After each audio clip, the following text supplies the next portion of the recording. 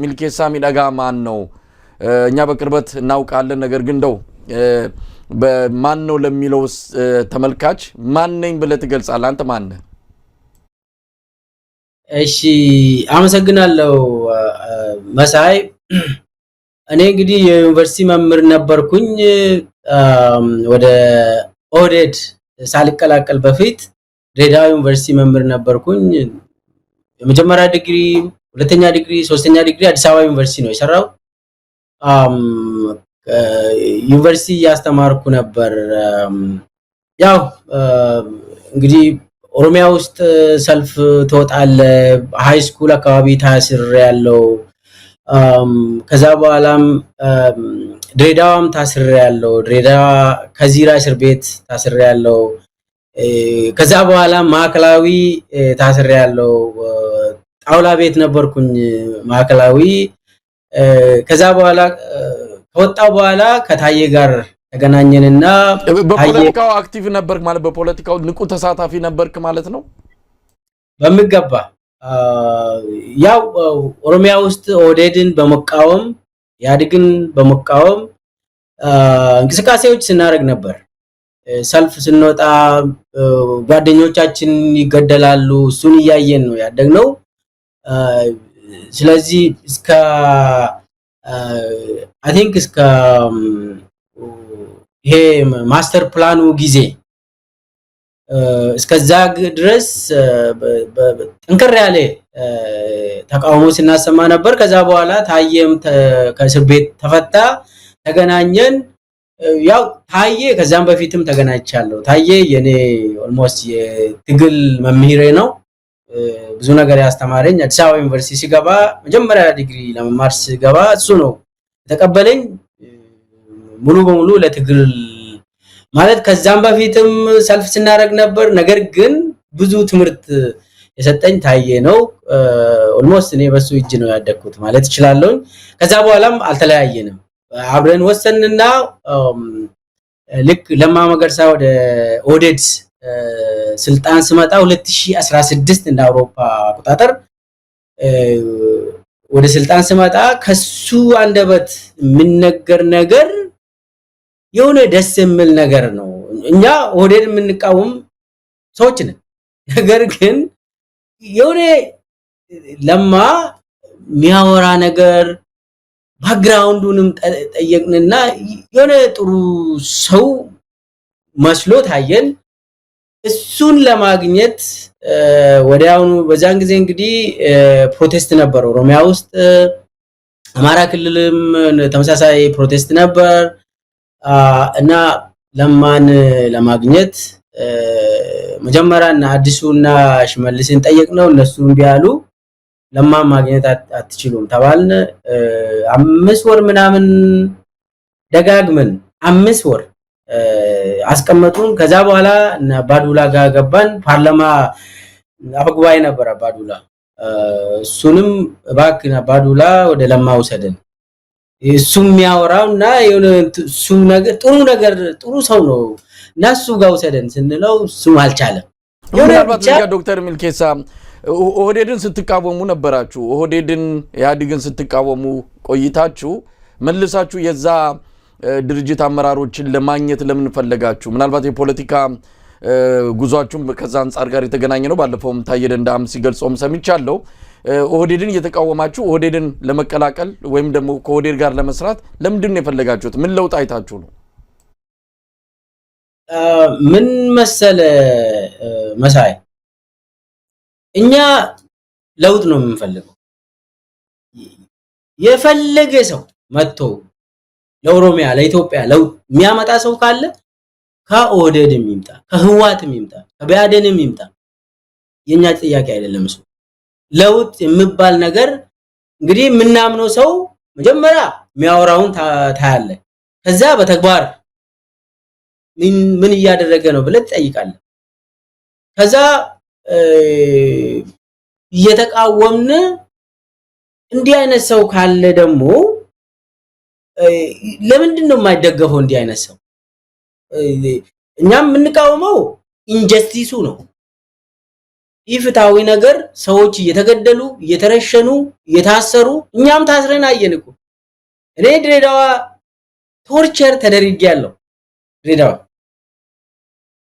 ከዩኒቨርሲቲ አስተምሬ ሲወጣ አፍኖኝ ይዞኝ የት እንደወሰዱኝ አላውቅም በኋላ እንትን ሲነግሩኝ ነምበር 1 የምትገኝ የሆነች የድብቅ የደህንነቶች እንትን የሚያሰቃዩበት ቦታ አለ እሱ ጋር ወስዶኝ እዛ ቶርቸር ተደርጌያለሁ አንድ ቀን ከዛ ለቀቁኝ እና ቶርቸር ያደረጉኝም አቃጫለሁ ውሸት የሚባል እስጢፋኖስ የሚባሉ ሁለቱም ድሬዳዋ ውስጥ ይታወቃሉ ምንም ማንም ሰው ያቃጫዋል እና ይሄን ሁሉ አይቻለው ነገር ግን እኛ ምን ቃወመው እንዲህ አይነት ስለሆነ ለማ አይነት ነገር ሰው ወደ ስልጣን ከመጣና ከዚህ በኋላ ሰው አይታሰርም ማለት ከጀመረ ሰው መግደል ይቆም ኦሮሚያ ላይ ማለት ከጀመረ ምንድነው የምንፈልገው ምንድነው ጥያቄያችን ሰው ሌላ ሰው አይደለም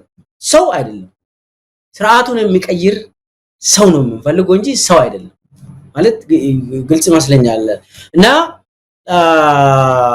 ምናልባት እዚህ ጋር አቶ ለማ መገርሳ ይሄንን ንቅናቄ እንዴት ጀመሩ እንግዲህ ምናልባት ጊዜውንም ወደ ኋላ ሄደን ያው በትግሉ ጊዜም ሁሉን ነገር በቅርበት ስለምንከታተለው ያ ንቅናቄ እንዴት ጀመረ እሳቸው እዛው ኦህዴድ ውስጥ ሆነው ነው ይሄንን የለውጥ ንቅናቄ ጀመሩትና የናንተንም ቀልብ የሳቡት እንዴትስ ጉልበት አገኙ እንግዲህ ህወሓት ያዲግ በወቅቱ ሁሉን ነገር የመጠቅለል የመጨፍለቅ የሚቃወሙትን ሁሉ ከመንገዱ ላይ የመጥረግ እንቅስቃሴ ወይም ደግሞ እርምጃ ነበር የሚወስደውና እሳቸው በማን ከጀርባቸው ኖሮ ነው ያንን ንቅናቄ ጀምሮ እናንተን ጭምር ከሚቃወሙ ወገኖች ወደ ራሳቸው የሳቡት በምን ሁኔታ ነበር እንደው ወቅቱን ማስታወስ ይቻላል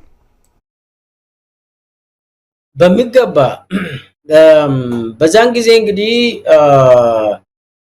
የነ ሙክታር ከድርና የነ አስተር ቡድን የህዋት ተላላኪዎች ነበሩ እነሱ እንግዲህ ትግሉ ዛው ውስጥ ጀመሩ እነለማ መንገድ በመዝጋት ሰላማዊ ሰልፍ መውጣት መቃወም መጻፍ እንዲህ አይነት ነገሮችን ደግሞ እኛም እንሳተፋለን ይታወቃል እና ለማ የንቅናቄውን ሲምፓታይዝ ማድረግ ጀመረ የሆነ ሰዓት ላይ ለምሳሌ ያው ማስተር ፕላን አይሆንም ተባለ ጉራዩ ላይ ሄዶ ለመጀመሪያ ጊዜ ለማ እንግዲህ የሥራ አስፈጻሚ አካል ሆኖ ህዝቡ ካልፈለገ ምንድነው የሚጠቅመው ብሎ ተናገረ በቃ ህዝቡ ወይ ካልገባው መቶ ወይ ገብቶት ከሆነ መቶ በመጫን በግድ ዋጠው ማለት አይቻልም ብሎ ጉራዩ ላይ ተናገረ እና ይዘውዬ ራሱን የቻለ ሰው መሰለን በቃ ኢንዲፔንደንት የሆነ ሰው ከዛ በኋላ የሚያደርገውን ነገር ተከታተልን አመን ነው ማለት ልባችንን ሳበ ተመካከርን 10 ሰዎች ሆነን ነው ተመካከርን ለማ የሚባል ሰውዬን መደገፍ አለብን ብለን ወሰን ባይዘው ይሄንን ያመጣ ደግሞ ታየ ራሱ ነው ቁጥሩ አንድ ተቃዋሚ ከዛ ሐሳቡን አመጣ ሰዎች ዝም ብለን የተቃወምን በቃ ይሄ መኖር አንችልም የሆነ ሰው ከመንግስት ውስጥ ደና ቃል የሚናገር ጥሩ ነገር የሚያደርግ ሰው ካገኘን እንደግፈው በዛ መልክ ከውስጥ ለውጥ ይመጣል የምል ሐሳብ አቀረበ ተቀበልን ብቻ ወደ ለማ ለመቅረብ ማአት ጊዜ ቢፈጅብንም መጨረሻ ላይ እሱን አገኘን ለማ አይ ቲንክ ዶክተር ሚልኬሳ ዛጋ ታየደ እንዳሚያነሳዋል ለምንድነው አቶ ለማን ለማግኘት እንደዛ የከበዳችሁ የሆኑ ሰዎች አሉ እሳቸው ጋር እንዳትደርሱ እየገፏችሁ እየከለከሏችሁ እየሸፈኗችሁ የነበሩ እንዳሉን አቶ ታየም የጠቀሰውና እንደው ምንድነው እነዛ ሰዎችስ አቶ ለማ ዙሪያ ያሉት ምናልባት አሁንም በስልጣን ላይ እንዳሉ ነው የምናውቀውና ለምንድነው እንደዛ ሲያደርጉ የነበሩት ይውል እነዛ የሚከለክሉን ሰዎች ከልካዩ አብይ ነው እንዴት በለኝ ለማ ጠርቶን አዲስ ኃይል ያስፈልገናል አሚን መጀመሪያ እነሱ ተወያዩ እኛን ለማግኘት ማአት ጊዜ የፈጀ አንድ ጓደኛችን እንዳጋጣሚ አዳማ ስብሰባ ላይ የሆነ ከዩኒቨርሲቲ ሰበሰቡንና ለማ የሚያወራውና በጣም ደስ የሚል ነገር ስላወራ ያቺ እህታችን ቆንጆ ነገር ተናገረች ወዲያውኑ እሷን ወስዶ ካቢኔ አባል አደረጓት እና እሷ ደግሞ ከኛ ጋር ትገናኛለች እባክሽ ፈቲያ ለማ ለማግኘት እኮ 10 ሆነን አሁን ኦልሞስት አመታችን ነው ባክሽ እንደው እጃችን ይዘሽ ግቢ ብለን ጠየቅናት እኮ በጣም ቀላል ነው አለች በሳምንቱ እንግዲህ ከሳምንት በፊት ከአብይ ጋር ተገናኙና ለማ የሆኑ ልጆችን ከለ ታዬ ምልኬሳ ምናምን ባሉ ደረጀ ገራፋ ምናምን ባሉ ልጆች እኔን ሊያገኙኝ ይፈልጋሉ ላገኛቸውና ልብ ወደ ማዋቅሩ ይግቡ ወደ መንግስት ይቀላቀሉ በውስጥ ያግዙናል እነኚህ ህዋት ቀላል አይደለም እና እኛ ማዋቅር ውስጥም ነባሮ ፒዲዮ ምባል በጣም ጭንቅላቱ አብዛኛው እንግዲህ ምርኮኛ ነው እና ከባድ ነው ከዚህ ጋር ትንሽ ኃይል አዳዲስ ኃይል ያስፈልገናል ብሎ ለማ ሰጀስት ሲያደርግ አብይ አይሆንም ማለት ምን ነበር የአብይ ስልጣን በወቅቱ አብይ መጀመሪያ የኦሮሚያ ከተማ ልማት እና ቤቶች የከተማ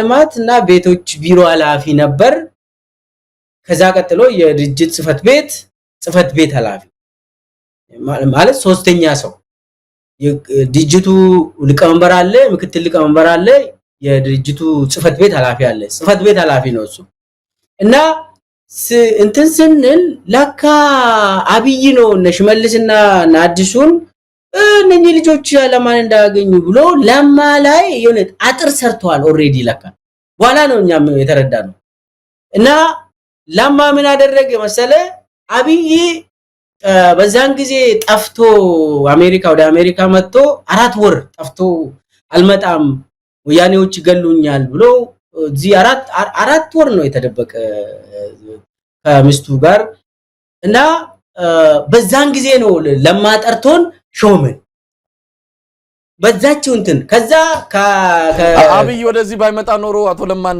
ጨርሶ አታገኙም ነበር ማለት ነው ያ ነው ለናንተ ጥሩ ድል የፈጠረላችሁ ታዲያስ እና እዙ ሸሽቶ እዚህ ነው ያለ ይገሉኛል ብሎ ባጆይሱ ይፈራል ዝም ብሎ ይፈራል በኋላም ለማራሱ ነው ደግሞ ለምኖ እኔን ትልጥለኝ እንዴት ነው ወንድም እንደዛ የምታረገው ብቻዬን እዚህ ብሎ እንደው በዛን ጊዜ ነገዱ ባይኖሩ ለማ ብቻውን የሆነ ነገር ሊደረግ ይችላል በነገራችን ላይ እና እሱ እዚህ አሜሪካ በነበረበት ጊዜ ሸሽቶ ተደብቆ በነበረበት ጊዜ 3-4 ወር ምናምን በዛን ጊዜ ነው እኛ ወረቀታችን ያገኘነው ተመድበን እሱ ሲመጣ እኛ ወንበር ይዘናል እንዴት ብሎ ለማ እንዴት ታረግ እንደዚህ ታረጋለህ ብሎ አበደና እነኚህ እኮ ስርዓት አቁ መቃወም ብቻ ነው እንትን የሚያርጉት ወደድ ውስጥ አልነበሩም እንትን የላቸውም ዝም ብሎ ነው እንደዚህ ከሮ ምትሲዮ ፋኖ እንደዚህ አይነት የሆነ ወጣት ምናምን ይላሉ ብሎ እንትና አደረገ አይ ትንሽ ተረጋጋ ወንድም ያግዙናል እነኚህ ወጣት ኃይል ጭንቅላታቸው ውስጥ የሆነ የህዝብ ጥያቄ ነው ያለ ከዛ ውጪ ምንም የለም አትፍራቸው ብሎ መጨረሻ ላይ እንግዲህ ሶስተኛ ሰውም ስለሆነ ይቀበላል በዛን ሰዓት በዛ እንትን እኛ ዘለን ገባን ከታች አይደለም የመጣ ነው ዝም ብለን ከላይ ነው እንትን ወደ ውስጥ የገባ ነው ብዙም ሳይቆይ ወደ ድርጅት ማዕከላዊ ኮሚቴ እኔና ታዬ ገባን። ሌሎቹ ደግሞ በዛው በመንግስት መዋቅር ውስጥ ኃላፊዎች ሆኑ እና ይሄንን ወደ ስለዚህ እኛ ይዘን የመጣ ነው ስልጣን ፍለጋ ሳይሆን ትግሉ መንገድ ላይ ነው። አይ ቲንክ እኛ ስንሾም ገዱም ተመሳሳይ ስራ እየሰራ ነበር። ባህር ዳር ላይ አዳዲስ ኃይሎችን እየመለመለ ነበር። ይታወቃሉ ገዱና ለማ። በኋላ እናወራለን ስለ ኦሮማራ እንዴት እንደተጀመረ አብይ ማቀው ምንም የማያውቀው ጉዳይ እንዴት ገዱና ለማ እንደጀመረ እንመጣበታለን። ብቻ እንትኑን እንደዚህ እኛ ወደ መዋቅር ወደ ድርጅት ስንቀላቀል ሐሳቡ ምንድነው? ትግሉን እስከመጨረሻ አብሮን ምንም በገንዘብ የማይገዙ በስልጣን የማይገዙ የማይሸወዱ የሆነ እንትን ችግር አሁን እኛ ስልጣን ፍለጋ ቢሆን ይታወቃል፣ ገንዘብ ፍለጋም ቢሆን ይታወቃል። እኛ ይሄንን አይተን አይደለም ወደዛ የገባ ነው። ከዩኒቨርሲቲ ነው እኔ ዩኒቨርሲቲ መምህር ደና ገንዘብ አሜን ደሞዝ በዛን ጊዜ አሁን ዩኒቨርሲቲ መምህራን ዳናቸው ለማኝ እንግዲህ እሱ ከባድ ነው። በዛን ጊዜ ደና ደሞዝ የነበረን ሰዎች ነን። ወደዛ ወደ ድርጅት ገባን እና ዶክተር ሚልኬሳ ህወሓት የዛን ጊዜ አቅሟ ተዳክሞ ነው። ምክንያቱም የህወሓት አመራር ይታወቃል እስከታች እስከ ቀበሌ ድረስ ማዕከላዊነትን በጠበቀ መልኩ ሁሉን ነገር ጠርንፎ ያለ አገዛዝ ነው። በእርግጥ ካቶ መለስ ዜናዊ ሞት በኋላ የተወሰነ መዳከም ቢኖርበትም እንዴት እንደናንተ አይነት ኃይል ወደ ኦህዴድ ሲገባ በአዴን ውስጥም በገዱ አንዳርጋቸው በኩል ያን ያህል በጣም ለህወሓት በጣም ተቀናቃኝ የሆነ ወጣት ኃይል ሲገባ ህወሓት የዛን ጊዜ ተዳክሞ ነው ምንድነው? ለምን ያንን ነገር ፈቀደ? እንደው የተረዳችሁ ቅርበት ስላላችሁ በወቅቱኛ በርቀት ነው የምናየውና በምን ምክንያት ነው ህወሓት ይሄንን የፈቀደው? ወይስ ስላቃተው ስላልቻለ ነው?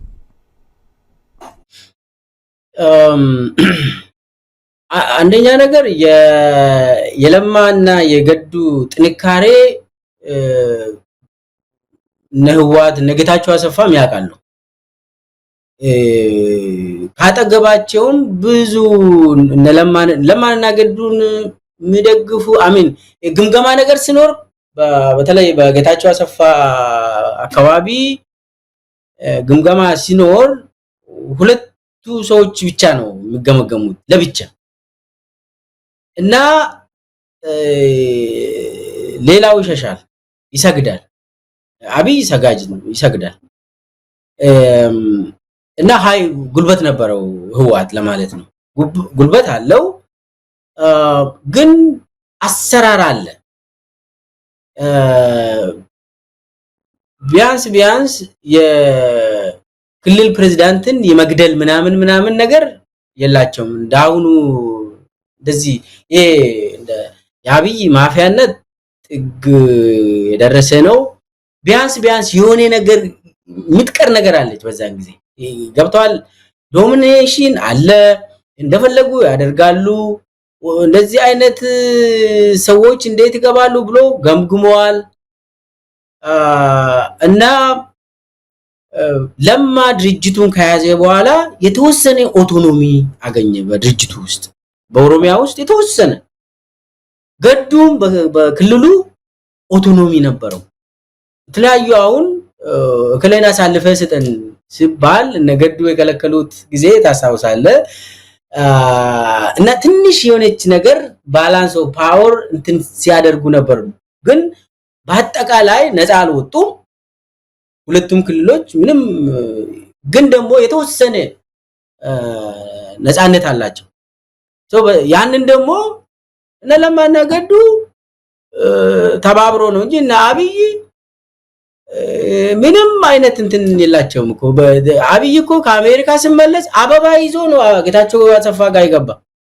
እንደ አትሰረኝ ብሎ አበባ ይዞ 4 ሰዓት ወይ 3 ሰዓት ምናምን ደጅ ቆሞ ጌታቸውን አስገባኝ ብሔራዊ ደህንነት ሄዶ አስገባኝ እንደው ማረኝ ብሎ አበባ ጉንጉን የሆነንት ወስዶ ነው ምረት አግኝቶ አትግደለኝ አታስረኝ ብሎ ለምኖ ነው የተመለሰው።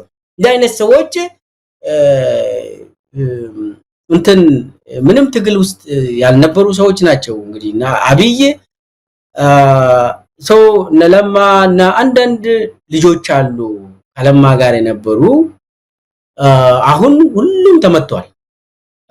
ከገዱ ጋርም የነበሩ በዛን ጊዜ ህዝባዊነት የሆነ ህዝባዊ ወገንተኝነት ያላቸው ከገዱ ጋር የነበሩ ተወሰኑ ሰዎች አሁን እነሱም ተመቷል ወይ ሞቷል ወይ ከሀገር ወጥቷል ወይ ደግሞ እኔ ሳይለንስ ሆኖ ነው በሁለቱም ክልል ያሉት እና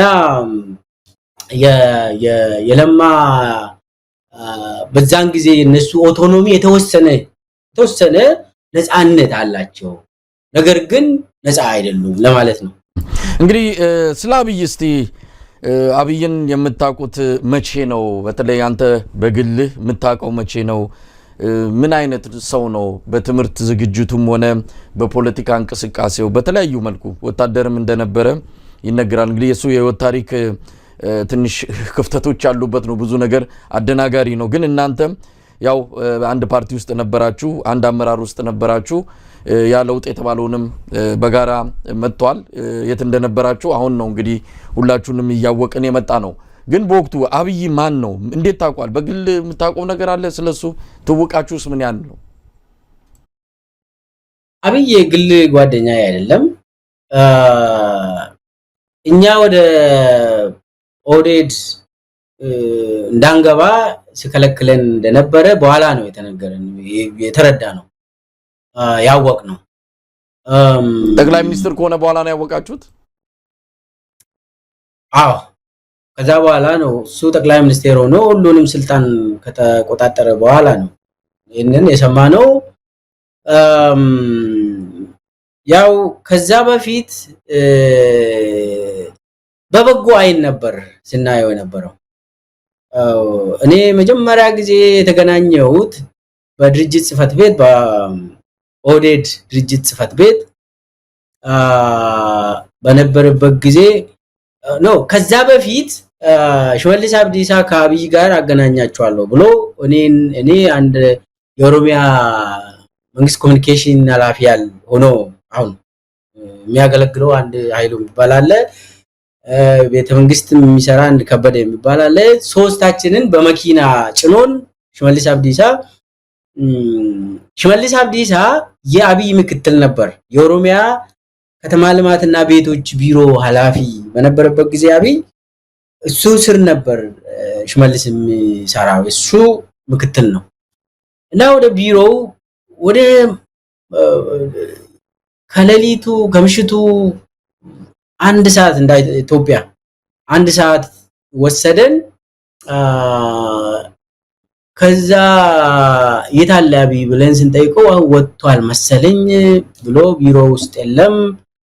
ከዛ የአብይ መጽሐፍ ነው ይሄ ብሎ እርካብና መንበርና ከድር ሰተቴ ሁለቱ መጽሐፎች በክምር ይዞ መጣ። ይሄንን እየሸጥኩ ነው፣ መንገድ ላይም ሸጣለው፣ በመኪና ውስጥም አለ። በቃ አብይን ብታገኙ በቃ እሱ እንደ መልአክ ነው ብሎ ነገረን። ምንድን ነው ይሄ? ምን እየተናገረ ነው? የሽመልስና የአብይ ትውውቅ የቀደመ ነበር ማለት ነው? የቆየ ነው በጣም እና የአብይ ግዝፈት በቃ አታቁም፣ አይታችሁም አታቁም ተባለ። ኦሮሚያ ውስጥ እንዲህ አይነት ሰው የለም፣ አልተፈጠረም፣ አይፈጠርም ተባለ። እንዴ ሽመልስ ምንድነው ምን ጠጥቶ ይሁን ብለን መጽሐፉን ገለጥ አድርጎ እስቲ አንብቡና እናንተም መጽሐፉን ትሸጣላችሁ አለ። እኔ ፒኤችዲ ተማሪ ነኝ በዛን ጊዜ፣ ወደ መንግስት አልተቀላቀልንም እና እንጽፋለን፣ ፌስቡክ ላይ የተለያዩ ጋዜጣ ላይ እንጽፋለን፣ ሚዲያ ላይ እንነጋገራለን፣ እናወራለን። እና ሽሜ ደግሞ የኛ ባችም ነው። አዲስ አበባ ዩኒቨርሲቲ አብረን ነው የተማርነው። እሱ ፊሎሶፊ ነው ያጠና። እኔ ሶስታችን ደግሞ እኔ ኃይሉና ከበደ ፖለቲካል ሳይንስ ነው ያጠናነው። አንድ ባች ነን። ፖለቲካል ሳይንስ ለመማር ፈልጎ ነበር። የሱ ነጥብ ለዛ ማበቃ ስለሆነ ነው ለዛ የሄደው እና እንተዋወቃለን። አዲስ አበባ ዩኒቨርሲቲ ውስጥም ብቻ እሱ አንድም ቀን ስለ ትግል አያወራም። እንተዋወቃለን እና በዛ ምክንያት ነው እሱ ወደዛ ወሰደንና I think የሆነ I don't know የታሰበ ነገር አልናቅም። መጽሐፉን ትሸጣላችሁ ተባለ። እንግዲህ እኛ መንገድ ዳር ቆመን የአብይ መጽሐፍ ሻጭ ሆነን እንደዛ አስቦ ይሁን አላቅም። ከዛ መጽሐፉን አንዳንድ ሰጠን። እሱ መሸጡ እንኳን አናደርግም፣ መጀመሪያ እናንብብና ምናምን ብለን መጽሐፉ ወሰን። ከዛ ለካሱ አብይ እንትን መጽሐፉን እንድንሸጥ ነው እንጂ አብይ ጋር ሊያገናኘን አይደለም። በእኔ አብይ ጋር የተገናኘሁት ግን ድርጅት ጽፈት ቤት ነው። ለማ ከሾመኝ በኋላ መጀመሪያ የሾመኝ የኦሮሚያ ስቴት ዩኒቨርሲቲ ባቱ ዝዋይ ያለው የኦሮሚያ ፐብሊክ ሰርቪስ ኮሌጅ የነበረው እሱ አካዳሚክ ምክትል ፕሬዝዳንት አድርጎ ሾመኝ። በዛን ጊዜ ነው እንግዲህ እኔ ደረጀ ገረፋ ሁሉ ሆነን ታየም ነበር ይመስለኛል። አንድ አምስት ነን ጠራንና I think የ17ቱ የግምገማ የኢህአዴግ ግምገማ 17ቱ ቀን ግምገማ የሚባለው ነገር ታስታውሳለህ አንተ? እሱ ነው በዛን ጊዜ 2017 ነው እንደ አውሮፓ አቆጣጠር። ድርጅት ጽፈት ቤት አገኘን። ምን ይላል? መከላከያ ሰራዊት ፈርሷል ብላችሁ ጻፉ፣ ኃይለማርያም ደሳለኝ ይውረድ ብላችሁ ጻፉ አለ። ኦኬ ኃይለማርያም ደሳለኝ እንኳን ይውረድ እሱ ያልን ነው በደንብ እንጽፋለን። እሱ መከላከያ ሰራዊት ግን ፈርሷል ስንል እንትን አለ እንደ መረጃ ማስረጃ አለ እንደ ብለን ጠየቅነው። ዝም ብላችሁ አርጉ እንጂ አርጓል። አይ እቺን እንኳን አናደርግም ብለን ተው። ለምን ነው ውሸት ነው ማለት ፈርሷል ስትል እንዴት የትኛው ክፍለ ጦር ፈረሰ ወይ ደግሞ እንዴት ነው? የሆነ ተጨባጭ ነገር የለም የሰማነው። እኛ ያለን ኃይለማርያም ደሳለኝ ይውረድ፣ እሱ የኛ ጥያቄ ነው ይውረድ። ለምን ሰው የሞተ ነው የተገደለ ነው። ጠቅላይ ሚኒስትሩ ሪዛይን ያርጉ፣ እሱ የኛም ጥያቄ ነው። እሱን እንሄድበታለን ብለን እሱን ወሰን። የመጀመሪያውን ጥያቄ ግን እምቢ አለ። በዛን ጊዜ ነው የመጀመሪያ ጊዜ አብይን የተገናኘው። ከዛ በኋላ ደግሞ የሆነ ጊዜ ከኢንሳ ከቴክኖሎጂ ሚኒስቴር ምናምን ልጆች አምጥቶ ድርጅት ጽፈት ቤት ታውቁ ብሎ አስተዋወቀን። እንግዲህ እነሱ አሁን የዲጂታል አርሚ ስራ አስኪያጆች ናቸው። በዛን ጊዜ ታዋወቅን። ከዛ በኋላ እንግዲህ እኛም ወደ ድርጅት ተቀላቀልን። አለቃ የሆነው ለ2 አመት የኔ አለቃ ሆኖ ነው እንግዲህ በዛ ደረጃ ነው የተዋወቅኩት። እንደው ምን አይነት ነው ባክግራውንዱ የኋላ ታሪኩ ምን ነበር ስታቆም? እንግዲህ እናንተ ዩኒቨርሲቲ ትተዋወቃላችሁ። አንተ ታየሽ መልስ ኃይሉ አዱኛ ሌሎቻችሁም ትተዋወቃላችሁ። አብይ አህመድ ከዚህ አንፃር የት ነበረ? ማን ነው ጓደኞቹ? አሁን በብዙ ጊዜ የሚጠየቀው ጥያቄ አለ። 7ኛ ክፍል ላይ ነው የመጨረሻ የትምህርት ማስረጃው። ከዛ እንዴት በምን ተአምር ፒኤችዲ ላይ እንደደረሰ የሚያሳይ ምንም ማስረጃ የለም። አንዳንድ ነገሮች ይነገራሉ ግን አጥጋቢ አይደሉም። ማን ነበር እንደው የምታውቁት በወቅቱ የምታውቁት ነገር ምንድነው ስለ አብይ አህመድ? አብይ እንግዲህ አብይ በሚሊተሪ ደረጃ ምንም ትሬኒንግ የለውም። በሚሊተሪ የውትድርና ስልጠና የለውም። የትም ቦታ አልሰለጠነም። የደህንነት ስልጠናም የለውም። ወደ የመደበኛ ትምህርት መጣበታለሁ በኋላ። አብያውን ኮሎኔል ይባላል አይደል? ይሄ ኮሎኔልነት የመጣው የኦፊስ ነው። መከላከያ አንተ እንደምታውቀው እንግዲህ መስሪያ ቤት አካባቢ የሚሰሩ ሂማን ሪሶርስ ኃላፊዎች፣ ሎጂስቲክስ ላይ የሚሰሩ፣ ኮንስትራክሽን ላይ የሚሰሩ ከ50 አለቃነት እስከ ጀነራል ያድጋሉ። ምንም አንድ ጥይት ሳይተኩሱ እስከ 4 ስታር ጀነራሎች። አሁን ኬንያ አካባቢ ጦር የለም፣ ግን ከ10 አለቃ እስከ 4 ስታር ጀነራል ይሰጣል። ኦፊስ ውስጥ ቁጭ ብለህ ምንም አይነት እንትን እንደ ሚሊሻ እንኳን ሳትተኩስ። አብይ ምንም አይነት ስልጠና አልወሰደም።